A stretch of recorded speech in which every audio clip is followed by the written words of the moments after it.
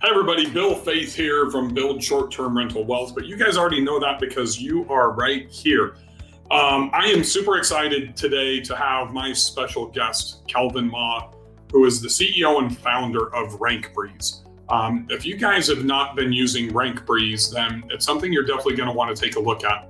And not only is Rankbreeze literally the go-to tool for listing optimization to really boost your rankings in both Airbnb and VRBO. But one of the things that I'm really excited about today is I'm a former SEO. I owned a multi-million-dollar marketing agency. Kelvin has done the exact same thing, and he has put all of his efforts into teaching, educating, and helping hosts just like you guys come in and be able to improve your rankings with the help of Rankbreeze. And also he's got so much education in videos and training inside of Rankbreeze. It's just absolutely phenomenal. He also has a special offer just for those of you that are watching this. You can see right above us, you will see a link to where you can get these customized on-demand report from Kelvin for your market, as well as Rankbreeze. So most importantly, I see a lot of you are starting to do it. Michelle, Coop, Christopher, Alex, please leave a comment below, say hello. Let us know what city you're from. We want to make this personalized. And without further ado, our superstar, just the sultan of SEO, the guru for listing rankings. Let me bring him up here, Mr. Kelvin Mah, founder of Rankbreeze. Kelvin, how are you today, my man? I'm good. How are you, Bill? I am fantastic. Thank you so much. Not only for developing a tool like Rankbreeze, from one SEO to another, it has made my life so much easier. And the one thing I want to bring up before Kelvin jumps in, there is a log inside of Rankbreeze that I have never seen in any other SEO tools outside of this industry. Like Majestic, Moz, all these other huge platforms that I've used in the past and that you've probably used as well, Kevin. That's a huge deal for me that I just wanted to bring attention to, because if you don't do like one small change and like A/B test and make notes and keep track of what you're changing, and you see your ranking dropped by 2 places or even a page or 2, you're not going to be able to correct it or improve. So I really thank you for the diligence and the detail that you put into Rankbreeze, and I am jacked to see what you're going to deliver today. So I'm going to give you the stage, my friend. Awesome. Well, thank you, Bill. I will actually, can everyone hear me all right? I guess if it's kind of my first time using this, but if there's if I'm assuming if Bill can hear me, then I believe me, they will let us know if they can't hear you. We'll know. I think you're all good. And okay, we got to adjust it. Yes, you're good. Perfect. Okay. Well, I'm gonna share my screen here. Bill, I think, do you need to share my screen for me? I feel like I'm already sharing it. Boom, there we go. Perfect. Yeah, so I'll just get started here. So the presentation or this call we weren't exactly what to call it. I'm just going to call it Building Short-Term Rental Wealth with Search Engine Optimization.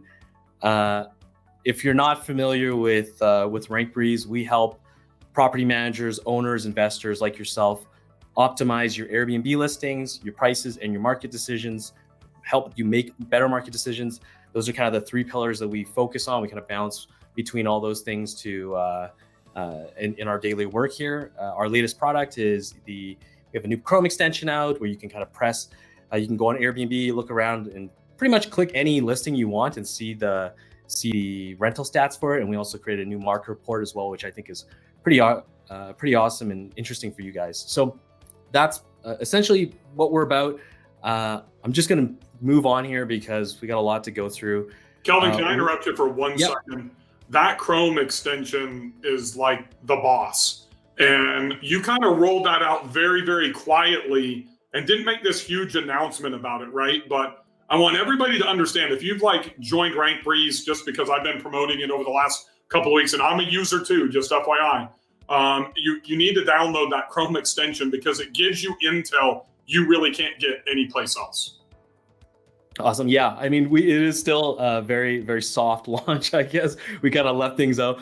We did actually launch it and our servers crashed. So that was very unpleasant for me for about a day. So, but that's all fixed now.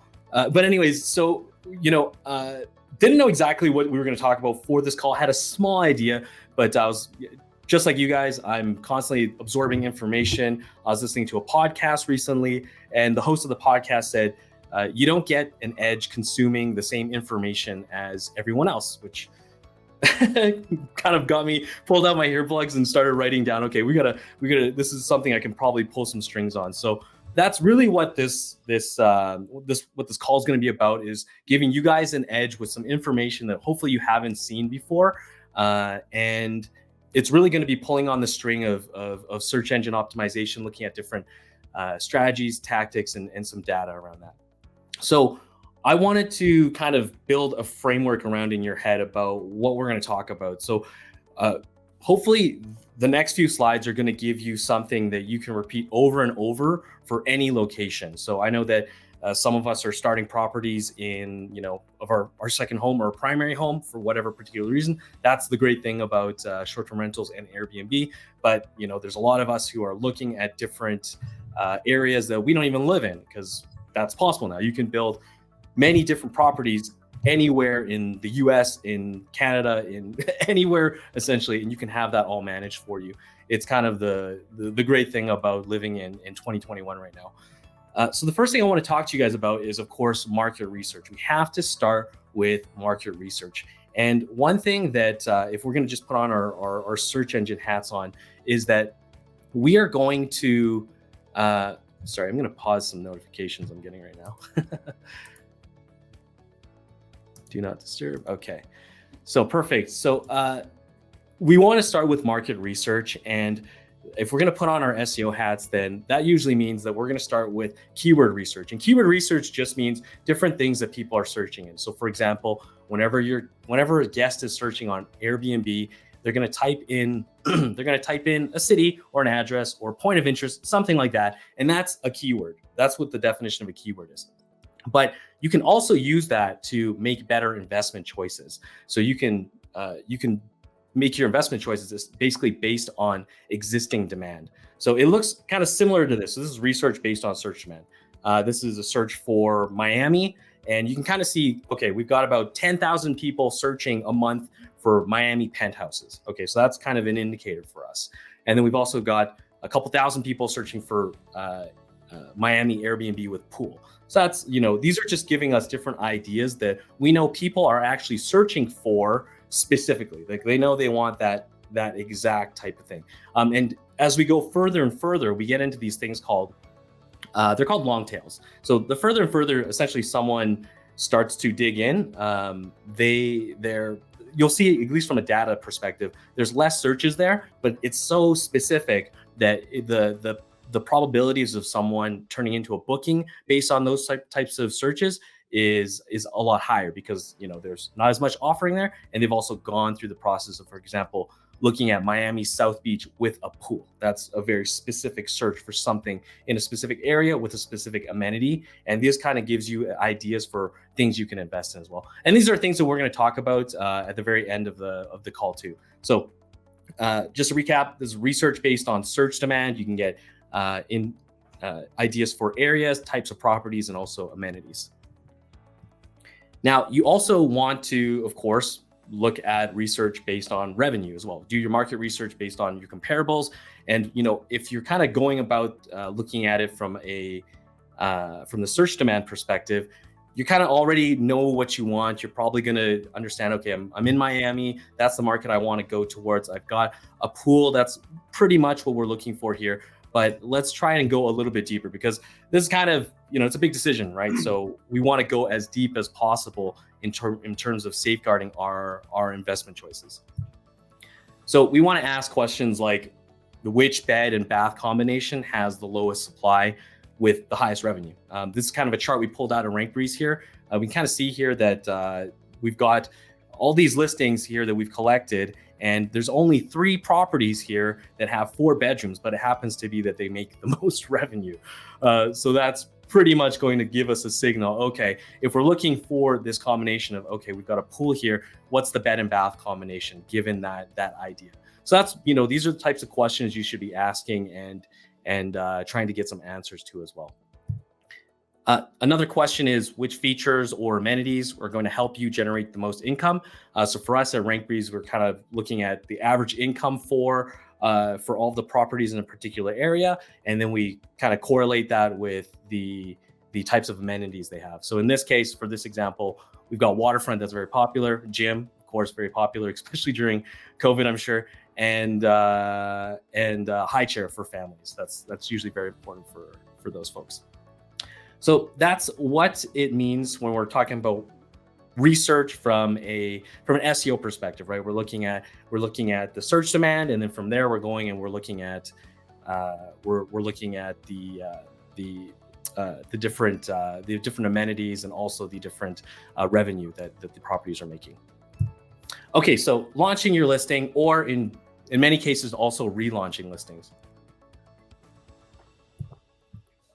You want to launch with momentum if you can, right? It's not always that easy. Sometimes you might find a fantastic deal, where you've got a motivated seller, let's call them, and they just want to sell right now. So you're kind of you're going to have to put your property up for your Airbnb in a shoulder season or an off season. But if you can put your property up during the beginning of the busy season, that is usually going to be the best. You'll have the highest return for investment right away as soon as you launch your property. Why is that important, Kelvin? Sorry? Why is that important? That is important because there's more people searching at that time, and there's just in general that's going to be you're taking away risk from your investment. That's for me at least the reason why that's important. Gotcha. So this image here, what you can see is this is actually just an idea for search demand. So this is search demand in Miami for specifically just Airbnbs. Okay, so we can kind of see that every year it essentially peaks around March. Almost every year in the last 5 years.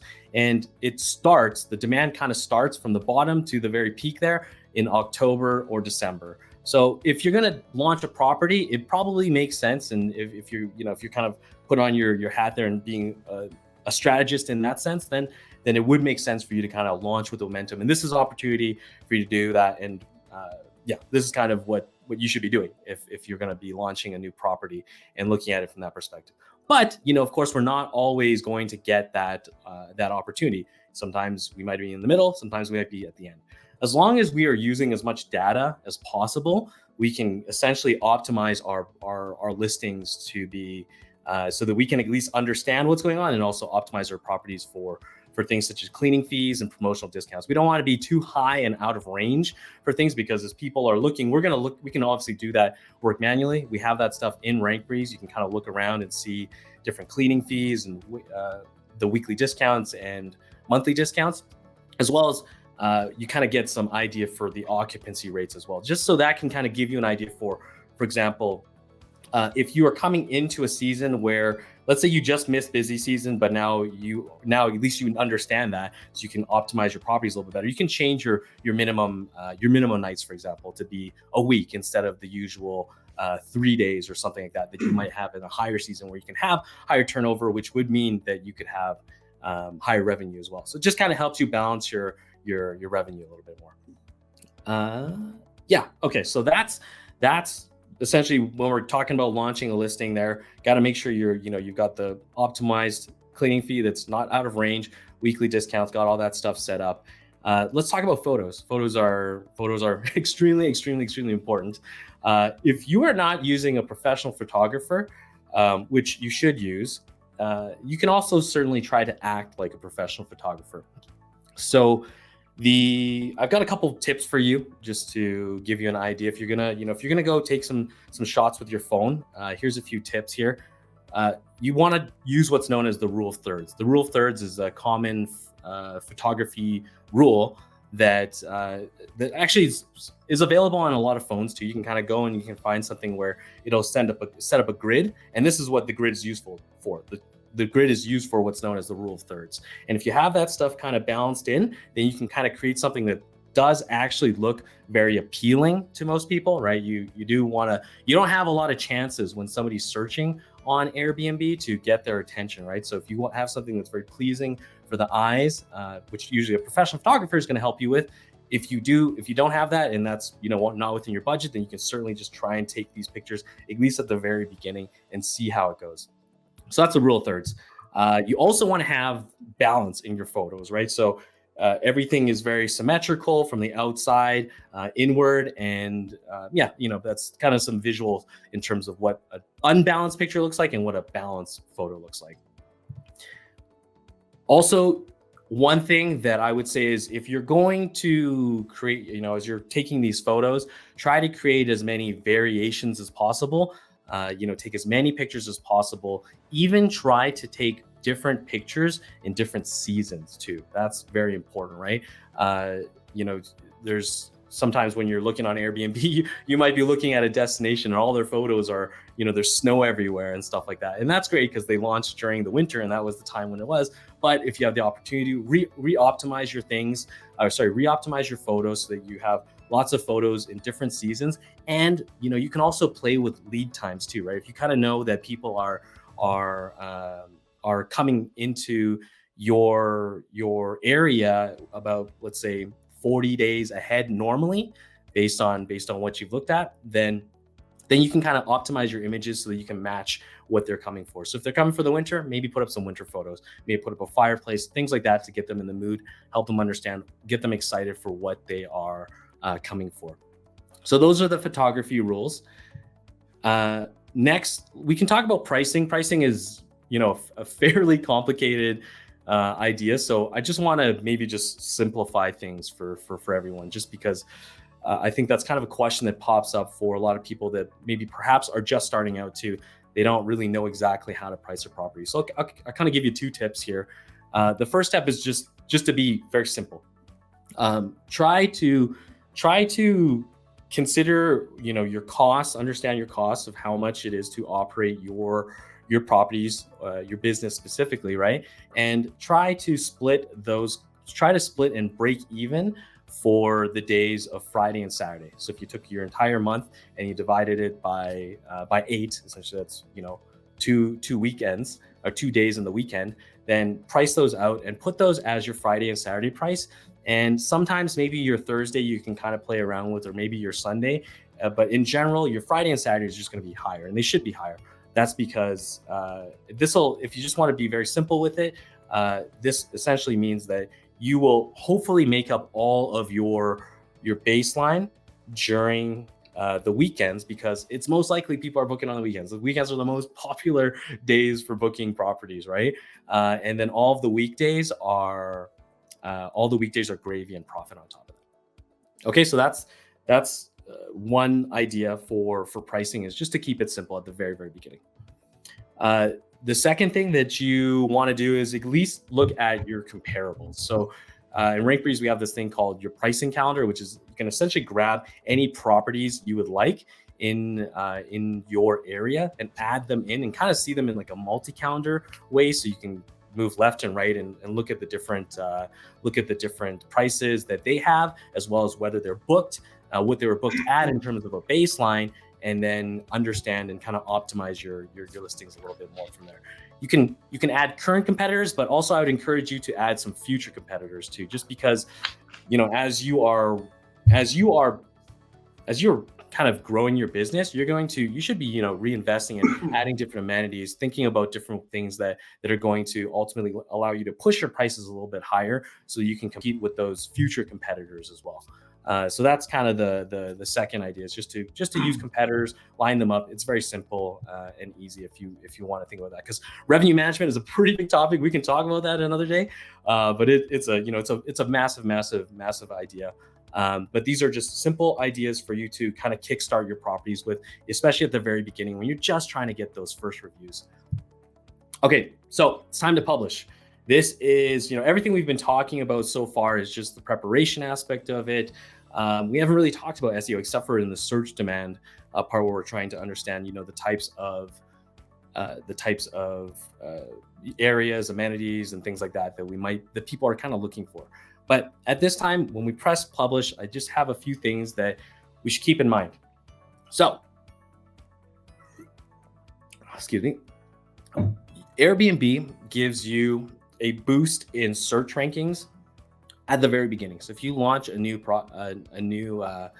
listing, you're going to get about 2 to 3 weeks of increased search visibility. And this is actually a great, that's the whole point, is that Airbnb is trying to give you that feeling of getting your first booking. If you haven't launched listing, it's pretty amazing when you get your first booking. It's very cool.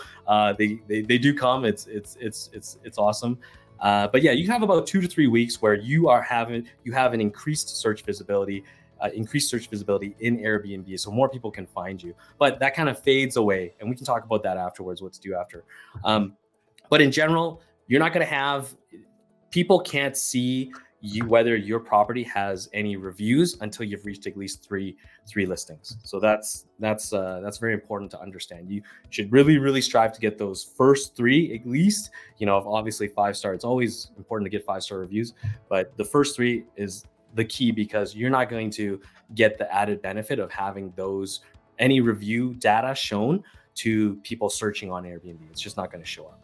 And also, if you can turn on Instant Book, I would suggest that you turn on Instant Book, because Airbnb likes that, and so do guests. Even myself, it is a lot easier and much more satisfying to actually just book a property right then and there. Kelvin, how important is Instabook to the rankings? Because there's a lot of people, as you're probably aware of, that are afraid of using Instabook because they see all the horror stories and all the other Facebook groups, right? So they turn that off so they can require the request and then vet everybody. I'm a believer to have Instabook on and then vet afterwards, especially if you use a strict policy, to vet inside that 48-hour to where they can cancel, but to do your vetting post-book. And I don't have any correlated data on this, but I've tested my own properties with and without it, and it seems like the rankings increase dramatically with Instabook on as opposed to it being off. Yeah, that's pretty much the same thing we've seen. Properties do get ranked highly if they don't have Instant Book on, right? I mean, Airbnb's not, they're not a menace in that they want you to purely use Instant Book. It is very understandable why someone would have Instant Book off, but most of the time, the properties that are ranking highly or higher do have Instant Book on. There are cases where you can rank higher without Instant Book, but I would say though that most of the time those people have lots of reviews. They maybe have pulled back that particular feature. That's kind of what we've seen. Gotcha. Thank you. Okay, so now we can talk about optimizing your listing. You've kind of, you've done the research, you've optimized your prices, you've got the right photos in place, and you've pressed publish. You have an idea for your, for how long you're going to have this extra visibility. And, at this point, there's kind of the honeymoon phase. Honeymoon phase might be over at this point. So let's just talk about optimizing your Airbnb listings now. The first thing, if you're not doing is, actually, let's just read this quote. So the quote is, "What gets measured gets managed." This is a pretty famous quote from Peter Drucker, I believe his name is. He's like a management consultant back in the day in like the 60s, I think, but very, very famous. And anyways, this is a quote that I think makes a lot of sense for what we're talking about, because really, if you're not at least measuring where you're ranking, and we're even talking about search visibility, it really doesn't make sense. So the first thing you have to do is you need to track your rankings, because this just kind of tells you whether you're in the right direction. These types of scenarios search engine optimization, this type of work and things like that. There's long feedback loops. You just don't really know, right? I mean, if you're ranked kind of in the middle, like let's say you're ranked on the 10th page. First of all, you don't even know if you're ranked on the 10th page, but you should know. You can look at that manually, but that's a pain, because that's what we were doing, and that's why this was built. Anyways, you don't even know whether you're in the right direction, and rankings do bounce around a lot. They do bounce around a lot. So you just want to be able to understand that over the long term, you're at least heading in the right direction, and you're doing the things that are going to help you head in that right direction. Okay, so that's kind of the first part, is measuring that and understanding that. So start tracking your rankings as soon as possible. But I also have to to tell you that you don't also just have one ranking. I've kind of seen people talk about this a little bit, is that, they talk about being ranked number one. And that is true. You can be ranked number one, but there's also many, many, many, many, many different ways in which people can find you. So at least for us, we've kind of narrowed down a couple different things. Your overall search visibility is basically composed of your guest counts. So you might have a property with 16 guests, right? You can hold 16 guests. Every time someone searches, they got to put in at least that filter. They got to put in their search filter for the guest count. And then also you've got available dates, right? And those dates also have different ranges too. So we kind of do our best to kind of give you an idea for your best search visibility by looking at your average length of stays, just so that kind of helps you get, because we can show you, we don't want to overwhelm you. So at least we're giving you an idea for where your general search visibility is at for your rankings. So that's the first tip is, if you're going to optimize your listings, you got to understand where you're ranking, because then you will know whether you're heading in the right direction. So if you have never seen what rankings look like, this is actually a pretty good idea here. So if you see here, there's about 3 lines on this photo here, and those 3 lines represent your guest counts. So you got 2 guests, 3 guests, and 4 guests. All right. For some reason, this person's not ranking for 1 guest, but that's probably okay in this case. But yeah, so that's what that looks like. And you're gonna, as you can tell, rankings do bounce around a lot, right? There's a lot of dynamic aspects to Airbnb. There's a lot of, supply being taken out, some extra demand coming in for particular reasons. Especially during the pandemic, a lot of supply just left, right? Now it's coming back slowly, or, some of it may never have left either. But in general, this is what your rankings look like if you've never seen a chart of your rankings. I'll also probably point out this other chart as well. This is another chart. Again, you can see a whole bunch of different lines there. But overall, there is a point where those lines start to not bounce around as much, and you pretty much just stay close to the top, if not to the very top all the time. And that's because I kind of wrote the note snowball effect for myself. It doesn't really have any particular meaning, except for the fact is that what the properties that do stay, the properties that do rank higher tend to stay there for a longer period of time, because there's more data being collected by Airbnb that's just outweighing the amount of data that like a new listing would have, or like a 3-month-old listing would have, just because, they know that if they send their guests to this particular property, you're going to book. That's pretty much the gist of it. And like I said, properties that tend to rank higher will tend to stay there for a longer period of time. Okay. And just put in some other charts here, just because they don't all look that clean. They all do bounce around a lot, but overall, as long as you know where you are and you're doing the right things, and you're looking at the information at Rankbreeze and you are kind of optimizing it towards that, and you will start to generally see a pattern going to the right at the very top. That's positive. That's positive. Up and to the right. We want to go to the top right. Exactly. Yeah. Yeah. So that's what that looks like.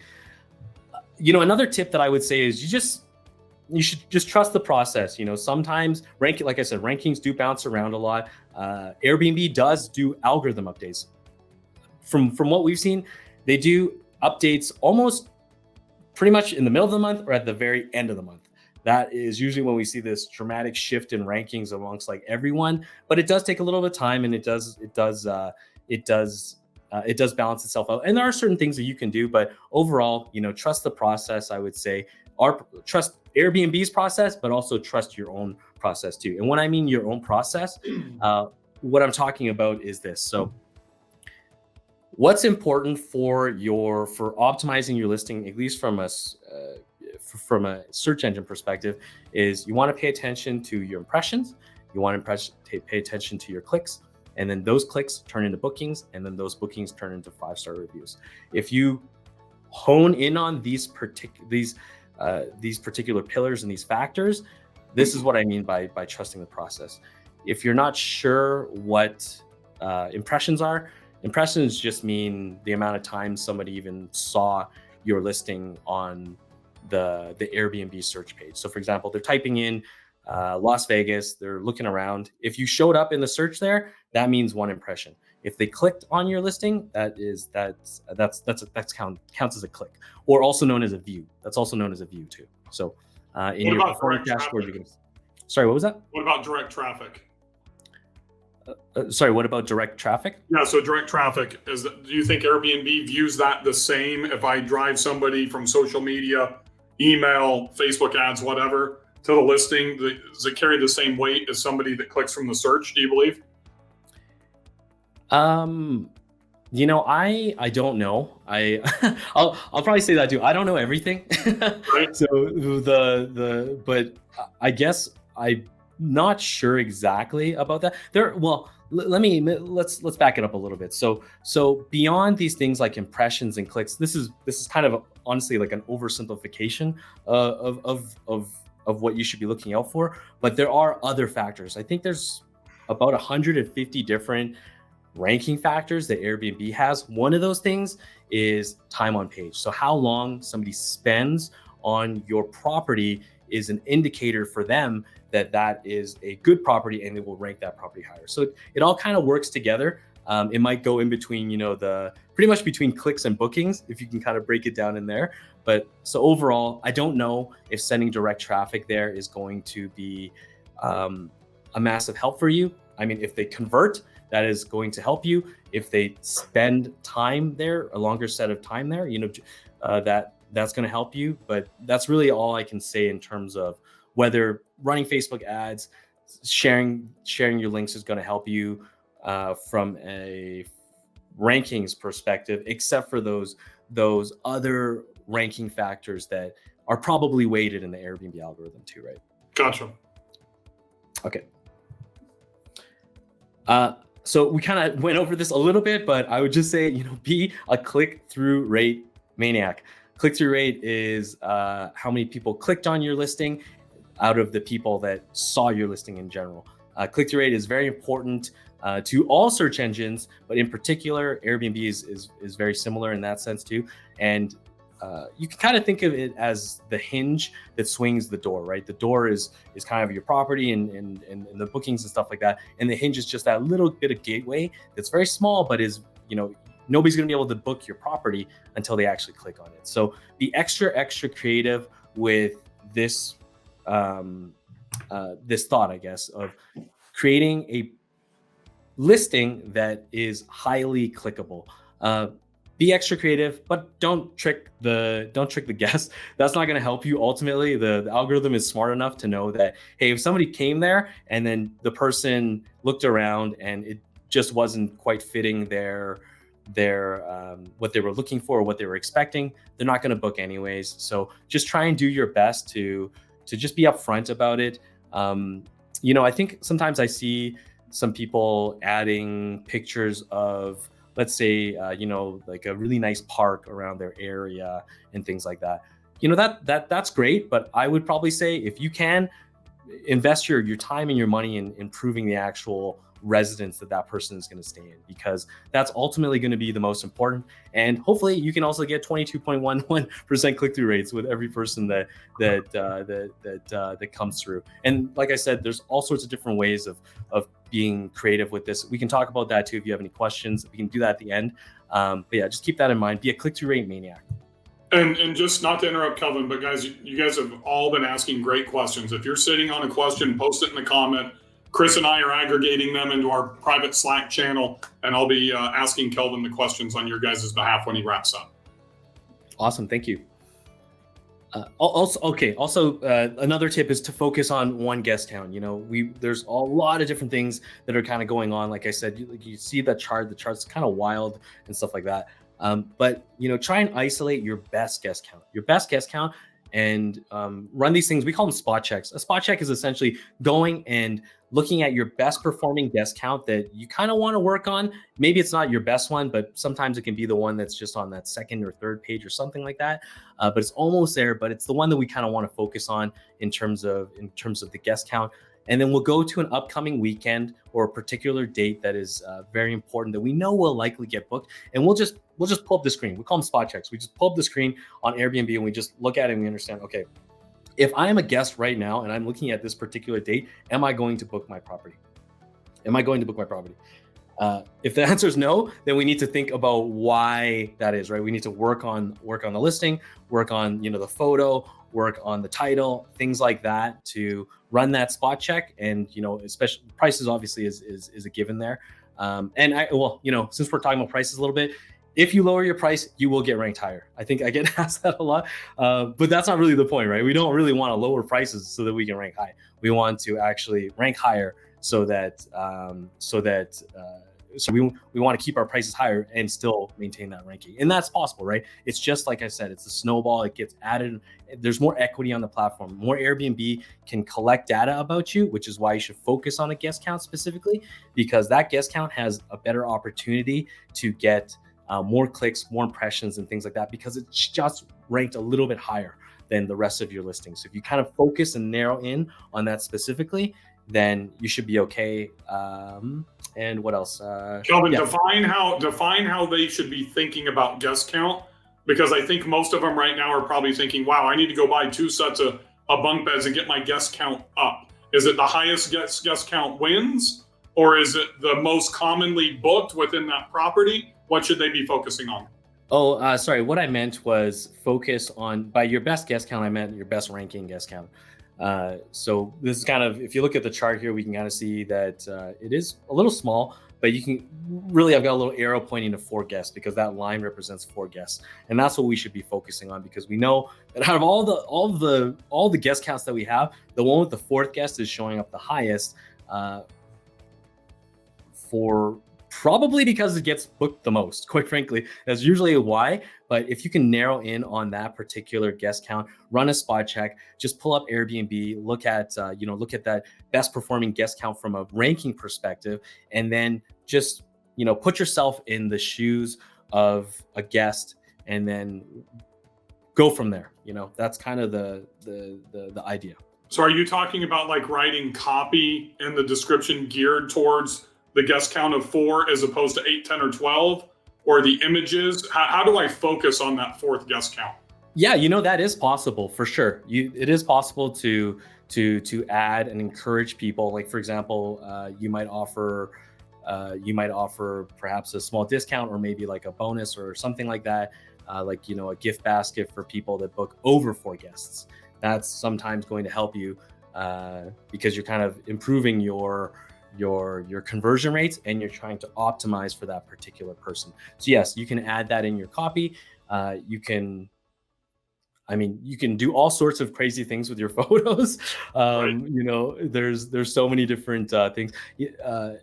There's so many different ways to optimize your photos, whether you enhance them, to look very nice in some sense, like not too Photoshoppy, but you can also build collages, things like that. Just whatever you can do to stand out for that particular search. And if you want to focus on the guest count, yes, adding it, adding it in the description, or the title is pretty much the best place, just because the title is the first thing people see, and also titles are very important. And we'll probably talk about that in the future here.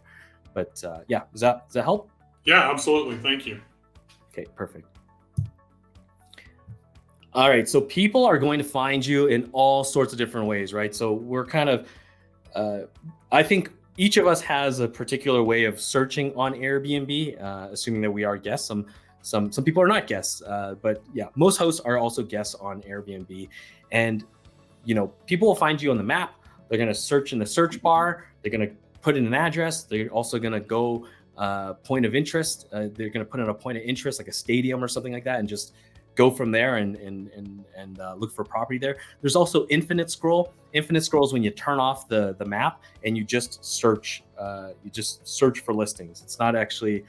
It's an uncoordinated way of doing that. But interesting story is I talked to my friend this one time, because I do running this business. You want to know how people search on Airbnb, and I was very surprised that he told me that's how he searches on Airbnb. And that's really what expanded my idea of, okay, well, I can't be as narrow-minded to think that everyone searches on the map and that specifically and knows exactly what they want. Sometimes people just want to have fun. They don't even really have a budget. They're just clicking infinite scroll. They're turning off the map and looking at almost the nicest listing and then paying attention from that perspective. And also an idea for that is called a top level search. We also provide that type of ranking inside of Rankbreeze as well. But yeah, that's kind of how people search. So just have an open mind in terms of how people search. They can also find you on Google too. You can find Airbnb listings on Google. You can also find wish lists on Google, and sometimes people can send people wish lists. So just understand that these are all the different ways that people can search for you. And there are, sometimes it is about throwing the kitchen sink at it and working with it from there. But I'll show you an example here. So search suggestions. This is something that people do. They go and they type in, for example, Miami penthouse, which is a search that we pulled up there earlier in the search demand example, and we can see that all these penthouses just show up on Airbnb, and they're basically just directing them to those particular listings. So just keep an open mind in terms of how people search. As we're as we're on the topic here, from what we can tell, the reason why these listings are getting ranked here is mostly because their title.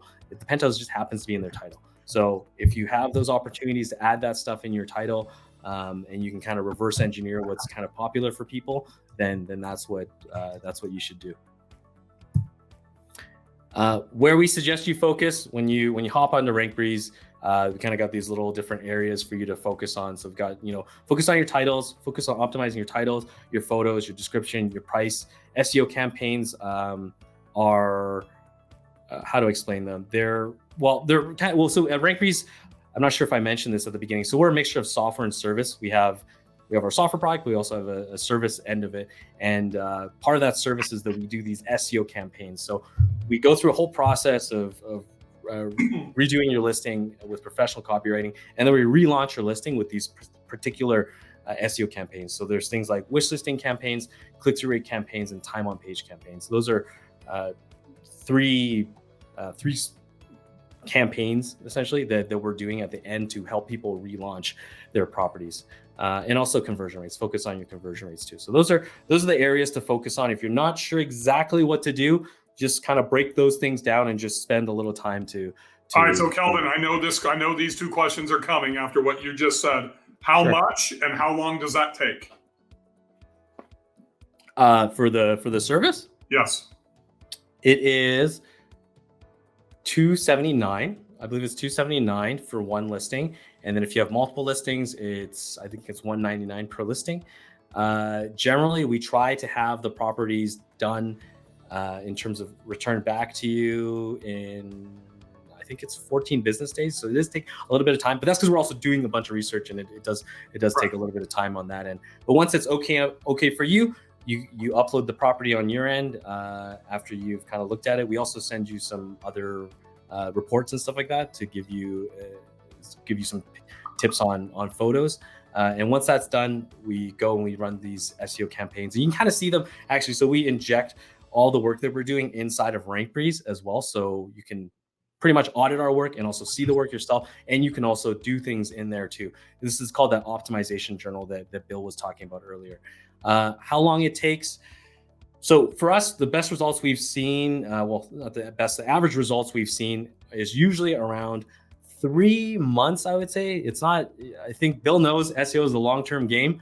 Yeah. And I wasn't asking about that because I don't think most people know how long SEO takes. I was asking how long it would take you to deliver that. Yeah, that's generally how. And those of you, if you've never invested into SEO, what Kelvin just said, he's doing 14 business days. So let's just call it 21 days, right? That's less than $300 to get it optimized, and the data is going into your Rankbreeze from the best guy in the industry. Shit, I charge $800 to privately optimize somebody's listing. And I'm probably going to have Kelvin do one of mine for me. But here's the thing that I want you to understand. You cannot expect immediate results. As a former SEO, that's usually what causes most churn, right? When we had SEO customers back in the day, Kelvin, is people are expecting like within a week or 30 days. It doesn't happen, right? It's going to take 60, 90, sometimes 120 days before you're really going to see that stuff kick in. So if you are thinking about that, I would advise you doing it now during the shoulder season, so you are ready. Remember, the prime booking day for next season starts on Christmas Day, really Christmas Eve. So that's something to do now, and that's why I'm gonna have Kelvin even do a couple of my listings, so I'm ready before Christmas. Yeah, that'd be perfect. And thank you for giving that warning too. It's just keep in mind that things do take time. And like I said, properties that, if you're in here and you're probably focused on the long term. We all should be focused on the long term, in my opinion. So overall, like I said, properties that rank higher tend to stay there for longer, but it does take time to get there. And and like I mentioned, in terms of what areas to focus on, if you're a Rankbreeze user, this is kind of the area in which you'd see to get the information for that. So where do we go from here? Before you go on, I'm sorry to interrupt you. A lot of you are interested in that service. It's not on the pricing page on Rankbreeze. What I'll do is I'll get an email from Kelvin, so that way you guys can just email him or whatever, because I don't see any place on the website, Kelvin, if they want the service, to drop a link on where to go. Is that on the website? Oh, so yeah, I forgot to mention. So it's an add-on. It's an add-on for us. So you have to be a user of Rankbreeze, because really there's no point in really talking about it until we even know what's going on with your properties. So yeah, you have to be a user. But once you're in the app and stuff like that, you can find your way there, and it says listing optimization there, and that's where someone would go. So like use the link that's up above us, use the link that's in the comments, and then once you're in, you can add that service on, which is exactly what I'm going to be doing. Thank you, Kelvin. Yeah, exactly. But I guess this is probably a pretty good segue here. So where do you go from here? You just add your listings into Rankbreeze. There's no integration required. You don't have to worry. I sometimes get some questions about, if I'm using this PMS system, if I'm using this channel manager. Don't worry about that. It's just copy and paste. That's pretty much it, just to get started. And then wait for your rankings to show up. Use the information that we provide to optimize your listings. And then also add the Chrome extension like Bill talked about. Once you have that Chrome extension installed, you can go on Airbnb, you can look around basically at any particular listing, click a button and get some rental stats such as occupancy rates, monthly revenue, as well as nightly rates as well, average nightly rates. And if you, once, you can do that in that sense. And then once you click that, you can also, there's another option too, when you have the right area. So let's say you want to go and you want to you're looking at properties in, let's say you're looking at properties in Phoenix. You've got your stuff set up, exactly, you've got the Airbnb map set up, you click the market report button. We collect all the listings in the area and kind of give you a report in terms of top properties, the average cleaning fees, things like that, as well as the most popular amenities. There's a whole bunch of different stuff there, but that's kind of a market report. And you'll get one market report. You can use it for anywhere though. Just keep in mind, you just have to delete the market report and then just start a new area, so you can kind of really be economical, I guess, with that. And so really you can use that in conjunction with a lot of people use AirDNA for their research, right? So if I'm using it for properties in Nashville and I'm going to go invest into Gatlinburg, I can just delete my Nashville properties, type in Gatlinburg, and then get that market report from Gatlinburg. Is that correct? Yep. So you go into Airbnb, you position the map where you want. You can either add filters like pets only, EV chargers, whatever you're interested in, just to get an idea. And then you click the market report button. It collects all the listings for that particular search. We're very search oriented here. So yeah, you will collect all the listings there. I would just say, don't put any dates, don't put any guest counts, things like that, but you can put other filters in, and that'll be helpful for you. And yeah, I know AirDNA is certainly a great product. Like I said, use as much data as you can. I think for us, this is just another opportunity for us to add more value for our users. And also, it also saves you from talking to so many different agents. If you are looking for a property in all different areas, that you don't have to pretty much build the relationship. You can kind of look and do your research first, and then go and find that agent. So you're not wasting anybody's time or feeling uncomfortable about those situations too. I know that can be that way. So I just want to let you guys know that market report data, that's gold right there. And that's what the link and the special deal that Kelvin did for us, just for you guys today, right above us and what I posted in the comments. I would not sleep on that. In my opinion, that's probably a little bit more valuable even than some of the data we get out of AirDNA that we have to manufacture a little bit. And you don't have to pay for each additional market. That is huge. So don't sleep on that market report he's giving you guys for free today. Yeah, so you can use any market you want, and also, like I said, the extension adds that in there. We do have this report here, so that's our market report that's kind of included there. The one thing I want to talk to you guys about is something we're doing specifically for you guys here. The Build STR Wealth group is we're going to include a custom report, which is essentially what you can see here. This is an example where it says Miami penthouse Airbnb gets this many searches per month. This gives you an idea for the types of areas you should be investing in, the properties, types of properties you should be investing in, the amenities, and if you have a direct bookings website, this is going to help you kind of create a little bit of a sitemap around the types of pages that you may want to create as well. So we're including that in essentially your first month of Rankbreeze. If you go through this link here, which I think Bill posted there, but just to recap, you get a rank tracker, Airbnb rank tracker, as well as optimization tips. You get a competitor price tracker. You get the Chrome extension for any data around on Airbnb, any listing on Airbnb, as well as the market report for top properties, amenities, occupancy rates, plus the search demand report, which tells you the amount of search volume that people are searching for, what they're searching for too. So that's going to be helpful for you as you are kind of building your short-term rental wealth. That's kind of what we're trying to build a package for you guys here for. So Danny, the link is right above the video in the original post. It's also, I posted about 3 times throughout the broadcast. Probably the easiest place is going to be able to find that link right above us here. That is very invaluable stuff, Kelvin. I've got a poop ton of questions that have come in. Do you have a couple of minutes for some questions? Yeah, of course.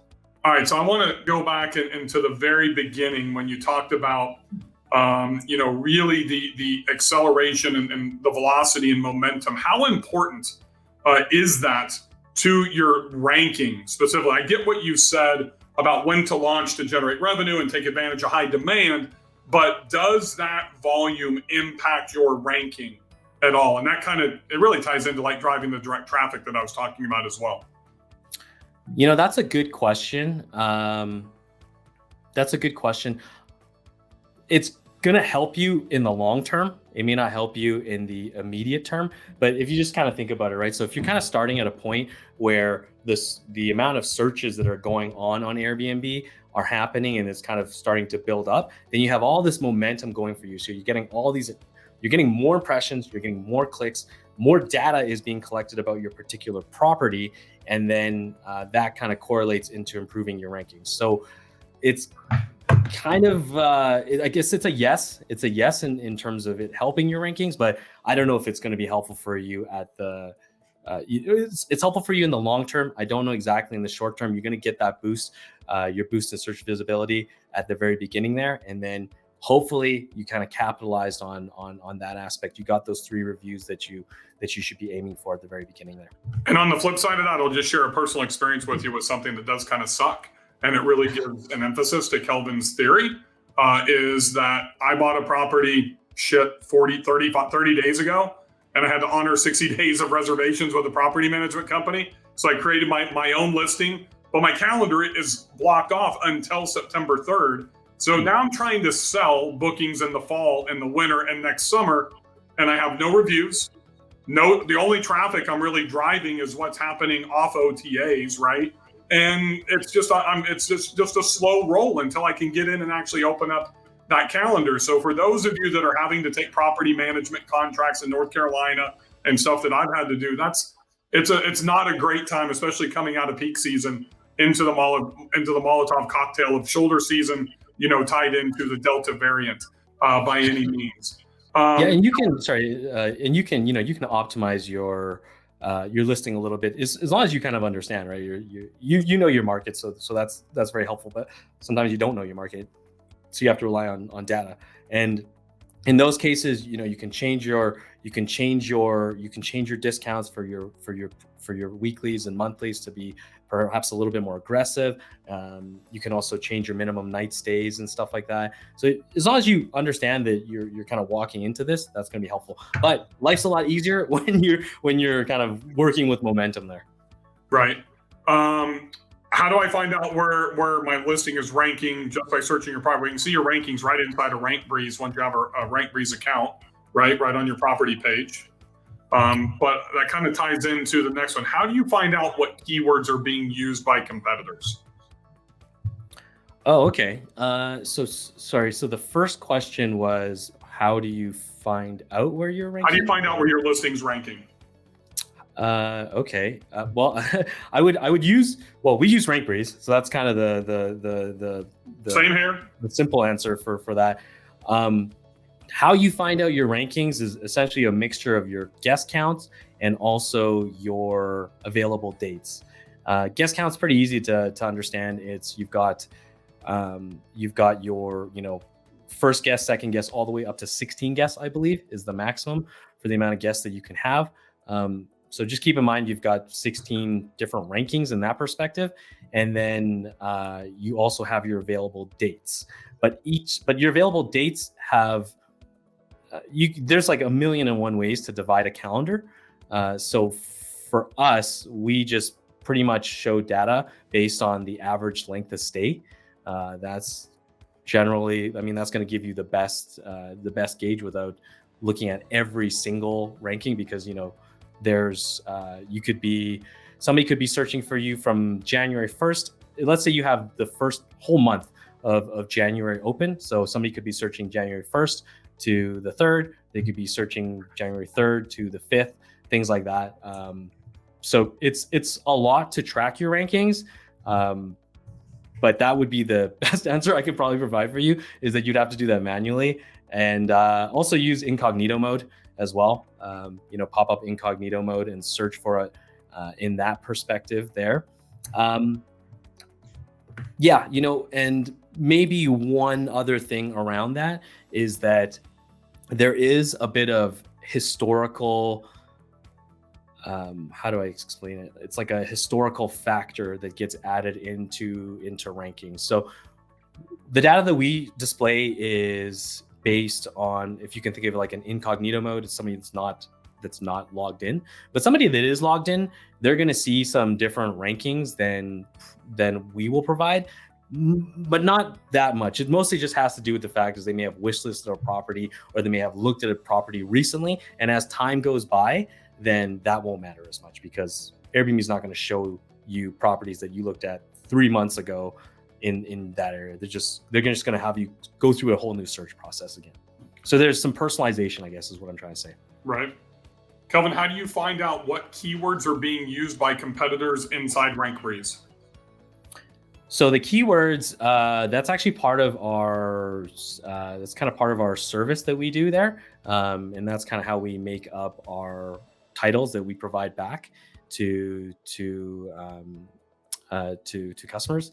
And how we do that is we pretty much just go and find competitors. Well, we used to be able to find them in pretty much at the bottom of your Airbnb listing. Those would be like your media competitors that we would like to look at. They've actually recently deleted that. So right now we kind of go through that process of going and finding pretty much your best comparables in that aspect. And then we also find top ranking listings. So we look at top ranked listings that are also have the same maximum guest count as you. And then we pretty much use those keywords. We put them into, I guess it'd be very similar to almost like a keyword cloud. It just tells us what the density of those keywords are, so that we can use those keywords there. But that's kind of our process of doing it. I would say if you can use keywords research by, for example, looking and typing into the search bar and typing in your city and then perhaps an amenity or an area, and just kind of use that as a way of intuitively optimizing your title there. That's definitely one way to do it. And it would probably make sense, if you have a hot tub, put a hot tub in your title. right? So I think this is a great question. If I take over a property that has been underpriced, bad photos, inexperienced host, no pricing software, maybe even some bad reviews, will Airbnb penalize the ranking if the price is raised significantly once new photos and description are added? Just curious if it is better to start from scratch in this instance. So I'm interested on your take, but before you do it, you're not supposed to take over Airbnb. Listings, you're always supposed to start from scratch. Just FYI, that's part of the terms of service of Airbnb. And if you do buy a bad one, buy one you have a shitty listing, then I would probably just scrap it and start over anyways. But I'm interested to see if you think that a bad listing can recover, and if so, how long would that take potentially? Yeah, that's a great question there. And I was also going to say, I don't know how you're getting this property there, because you can't really transfer a listing over. Yeah, so in terms of whether a property that's not doing well, can it get ranked? Yes, it can get ranked. It just takes a longer period of time. You can start to build up your reviews again. It really depends. I mean, if you have, I don't know. I mean, if you have less than 50, maybe even 100 reviews, I would probably start a new listing. If you have less than 3.75, maybe, I would probably try to start a new listing. Unless you're very confident that what you're going to do is take over that property. You can also have duplicate listings. That is possible. That is one strategy. I forget what we call it, but essentially you can have multiple listings on Airbnb. We call it, they're parent and child strategies, where you can kind of optimize a property for, just the weekends, and then for the weekdays you've got a property that's very optimized for the weekdays for people to stay there. But it's the same listing overall. It's just a parent-child listing. They're connected through a calendar, so that there's no double bookings or anything like that.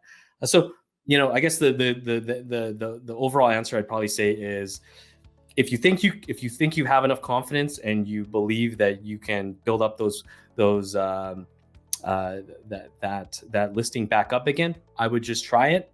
At least maybe see where your search visibility is, so that you can see whether or not that stuff is helping you. Those changes are helping you. I would do it before you make those changes, just so that you can kind of tell from that perspective. And if it doesn't work out, then I guess you're going to have to start a new listing, or you can start a new listing in the meantime and kind of balance those things out. But you'll just have to understand that if you have two listings that are the same property in a parent and child relationship, you're going to be removing the equity that you're building up from those reviews and transferring them onto a new listing versus piling them on into another listing, right? All people have different preferences for the most part, but if it's a property that has lots and lots, like 1,000 reviews, and it's a 4-star or like 3.7 star or something like that, I think it's acceptable. From my perspective, I would probably build that. So here's a Rankbreeze specific question about your software. What is the difference between the $67 plan and the Air Pro plan? Oh, okay. I think it's the Air Review Pro plan and the $67 plan. It's they're pretty much the same thing. There's actually no difference between that. They're just different pages. Essentially, yeah, there's just different ways of people that define us. But overall, it's the same thing. You can add 10 listings, add up to 10 listings. You get Air Review Pro, which is the Chrome extension that we've got there, as well as the market report feature too, that you can use for any market, pretty much anywhere in the globe. Does high click-through without conversions negatively affect rankings? So if I have a 1%, conversion rate versus the 21% or whatever that you showed on your example, does that negatively affect my ranking? That is a very good question. It helps your rankings. It'll help your rankings, but again, not in the long term. Overall, Airbnb is going to see through that stuff. generally they're going to know, because before they release new features into their algorithm, they're going to do tests, right? So Airbnb is very famous for testing their platform. You might see a different version of Airbnb versus me. Sometimes you might have less listings on a search page versus I might see 20 listings, you might see 15, and they're just trying to test stuff out. So Airbnb tests things all the time, and generally, if they're going to see and notice that there's a listing that has a lot of clicks going through, but no conversions, you'll probably get a small bump in overall in your search rankings, because things are very dynamic there. It's very similar to when you might get a booking and then you just get like this rolling set of bookings. That just happens because Airbnb is updating the data that they have, and that's improving their conversion rates, and it's telling and giving a signal that we want to push these people or push this particular listing up. So overall, if you have high click-through rate, it's helpful in the short term, but in the long term, it's not going to be helpful, because it is impacting your conversion rate, or what's also known as your booking rate. So at the end of the day, as a former SEO, what I'm hearing Kelvin say is the exact same stuff that we talked about in search engine optimization with the Google algorithm, DuckDuckGo, Yahoo, Bing, whatever it is, right? Except for the difference is, like, Google would update their algorithm 400 to 500 times a year. Airbnb, Kelvin said, is doing it a couple of times a month, but that's still a ton. That is literally every 2 weeks. That's 100 plus times a year. Here's what I've heard to disseminate what I've heard from Kelvin today. Great copy that has keywords in it that are high demand search keywords that your potential guests are searching for, tremendous images that are well optimized, and really tying in your pricing structure is going to be some core elements to create a good listing that's going to optimize for your guest experience to want to book. And that's really kind of a core for somebody that's a non-SEO, what you're trying to do. Is that accurate? Because just like with a normal website, you said, like, time on page is a huge data point for Airbnb, right? And it's a pretty sophisticated algorithm. It's not like it's 2013 any longer. Yeah, and maybe just a little bit of detail on that is that there's traditional search engines like Google and Bing, but those are mostly like content related. And then there's marketplace search engines, and marketplace search engines are things like Airbnb, like Amazon, because Amazon can run out of products, and they're not going to show you a product that has ran out. Just like with Airbnb, there's I know we're talking about a lot of different things, but really there's probably 3 particular areas to focus on. It's availability. You got to have availability in on your listing so that people can find you, right? You got to have dates open there. You got to also focus on engagement. So those are the engagement metrics that Airbnb is focusing on, such as click-through rates and bookings, and how speedy your responses are and things like that. And then also hospitality metrics such as reviews. Those are the 3 areas there: hospitality, engagement, and overall availability. Those are the 3 kind of circles to think about if you're going to be putting on your optimization hat there. How important are keywords in the title? And should I be putting keywords in my copy under the images? Kind of a 2-part question. And then I've got one more for you after that, because I know we're way over the time you allotted today. And thank you very much for that.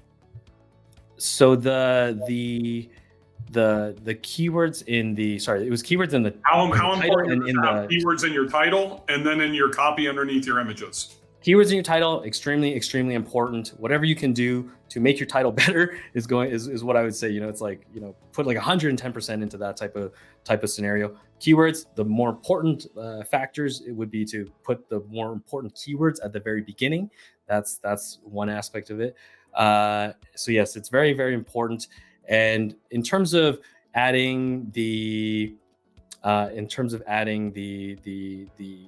comments into your listing photos, I would probably say to do it, because really it's just going to be a long-term benefit for you. These guys Airbnb spends a lot of money in improving their search visit, or improving how well they match people up. So it's almost like giving more information to Airbnb. If you can give them more information about your listing, then they're gonna appreciate that, and somehow that will work for you in the future. It is, like I said, it's a long-term idea, it's a long-term thought, but as long as you are optimizing where you can, you're going to be better off in the long run. And remember, one of the first data points that Kelvin said early on is that time on your listing is an optimization data point for Airbnb. So if the average guest spends 3 seconds looking at each one of your 50 images, and you have no copy underneath your images, but then they spend 6 seconds reading your 3 lines of copy, you have just tripled your time on site if they go through all 50 images. So that's kind of part of the SEO tactics, right? So it may just not even help with conversion, but it's going to increase that time on site, which is going to benefit you from the data points into the algorithm. But just like one more image question, and can you put people in Airbnb images? Yes. Yes, you can put whatever you want in an Airbnb image. I don't think within reason. Actually, I wouldn't say whatever. Not naked people, but you can put almost naked people probably in your image there. If you go to Bali's got actually an amazing listings there with Instagram models like all over the place there. So yes, you can put people in there. You can, if you're gonna put people inside of your property, try to emulate things that they might be doing in the property. 100%. Try and set them in the mood of preparing them. This might be the only vacation that they take the entire year. So the more you can connect with them from that marketing perspective, then the better off you are. And the reason why I say that stuff is just because I know that people come from all over the place in terms of getting into short-term rentals. There's like, you could be a welder and never have done anything to do with marketing before, but it just takes time to learn. And yeah, hopefully this presentation helped you guys. Hopefully we're gonna be able to help you with Rankbreeze too. And yeah, so thank you, Bill. One last question, because this just popped up, and I don't know if this is fact or fiction. Yay or nay to emojis inside of your titles? So emojis are against the terms of service for Airbnb. I don't actually think you can add emojis in right now. You might have emojis in your title currently. So if you change your title, at least on my version of Airbnb, you actually can't add emojis into your title anymore. They've kind of stopped that as like, it just gives you like an error that you can't do that. So yeah, that's my answer. So I mean, I tried to test that a while back, and like a couple of my listings would still accept them probably a month or so ago, and others would not. But remember, it is against the TOS, the terms of service, so you're running risk of putting emojis into your title. Yeah, we don't suggest doing it because it's just not on our part to do it. But overall, you control your listing. If you want to take that risk, it's kind of all over the place. Emojis are all over Airbnb, even though they mentioned specifically that you shouldn't add them there. But that's just kind of probably the leverage that they're looking for. So I would say don't do it, and you also can't do it anymore either. You can't add it in from what I've seen. So last question, promise, and I'm going to let you go. So this is the question that's been asked since we started. Okay. Any plans to integrate with VRBO in the near future? That is a good question. Possibly. It just depends on a lot of different factors. We kind of have to replicate what we're doing with Airbnb and kind of work out those processes. And really, VRBO is a different beast. They're all different search engines. So we don't really want to just send you off there without some good information and good tools to help you out with.